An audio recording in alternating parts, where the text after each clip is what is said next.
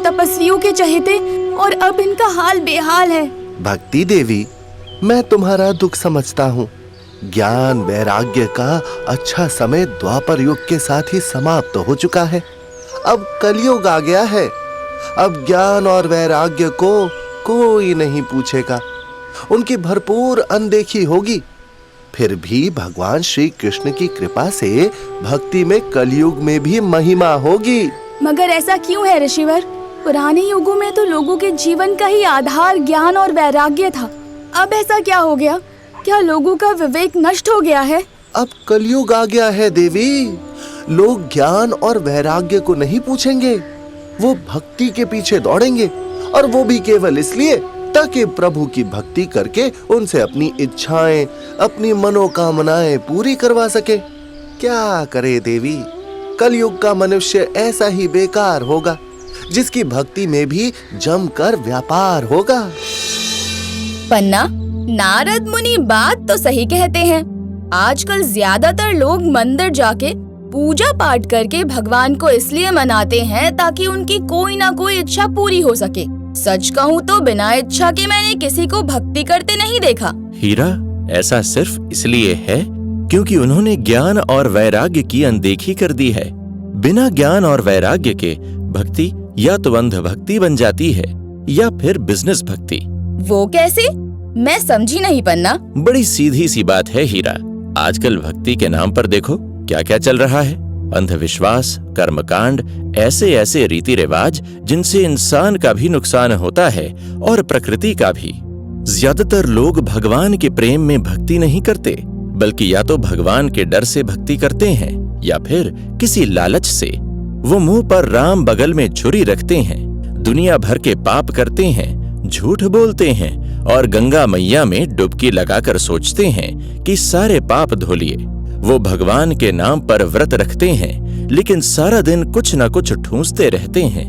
और हीरा, ऐसा तब होता है जब ज्ञान नहीं होता, क्योंकि ज्ञान ही वो माध्यम है जिससे लोगों को ये पता चलता है कि ईश्वर क्या है, जीव क्या है, हमारा उससे क्या संबंध है, भक्ति करने का सही तरीका क्या है और भक्ति क्यों की जाती है।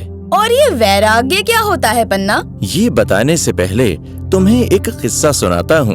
कुछ दिनों पहले मेरा धोबी मेरे 2 कुर्ते ले गया था और दुर्भाग्य से इस्त्री करते हुए उससे दोनों कुर्ते जल गए। उनमें से एक कुर्ते के जलने का मुझे बिल्कुल दुख नहीं हुआ, जबकि दूसरे के जलने का बहुत दुख हुआ। इतना कि उसे याद करके मैं 2 दिन तक बहुत दुखी होता रहा, धोबी पर बहुत गुस्सा करता रहा। अब बताओ ऐसा क्यों हुआ? ये तो बड़ी साधारण सी बात है पन्ना। जो कुर्ता तुम्हें ज्यादा पसंद था उसके जलने का दुख हुआ, और जो नहीं पसंद था उसका नहीं हुआ। बिल्कुल सही बात पकड़ी है तुमने हीरा। जिन चीजों से हमें लगाव होता है, मोह होता है, जिनको हम बहुत पसंद करते हैं, वही हमारे सुख दुख का कारण होते हैं, और संतुष्टि या असंतुष्टि का भी। जब तक वो हमारे पास नहीं होते हम असंतुष्ट रहते हैं, हम उन्हें पाने की इच्छाएं करते हैं। अगर हमारी इच्छा पूरी हो जाती है तो हम सुखी हो जाते हैं, वरना दुखी। और जब वो चीज हमारे पास होती है तो हमें उसका लोभ हो जाता है और डर भी कि कहीं वो हमसे दूर ना चली जाए, कहीं कोई उसे हमसे छीन न ले। तो इस तरह से हमारे सुख दुख, डर, असुरक्षा, असंतुष्टि, संतुष्टि, ये सारे भाव बहुत हद तक निर्भर करते हैं हमारे मोह, लगाव या पसंद पर, जिसे राग भी कहते हैं। मुझे जिस कुर्ते से मोह था उसका जलना मुझे दुखी कर गया, और जिससे नहीं था उसके होने या ना होने का मुझे कोई फर्क नहीं पड़ा।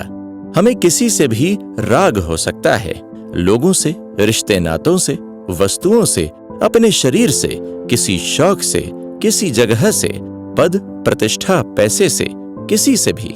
पन्ना, मैंने तुमसे वैराग्य के बारे में पूछा था और तुमने मुझे राग के बारे में बता दिया। जैसे उजाले को समझने से पहले अंधेरे को समझना जरूरी है, ऐसे ही वैराग्य को समझने से पहले राग को समझना जरूरी है, क्योंकि वैराग्य का अर्थ है राग न होना या राग का विलीन हो जाना। अब ज्ञान और भक्ति के रास्ते पर चलकर हमारा चीजों से, लोगों से या किसी से भी हर तरह का मोह, चिपकाव यानी राग छूट जाता है, तो वो अवस्था वैराग्य की होती है। अब इसका एक उदाहरण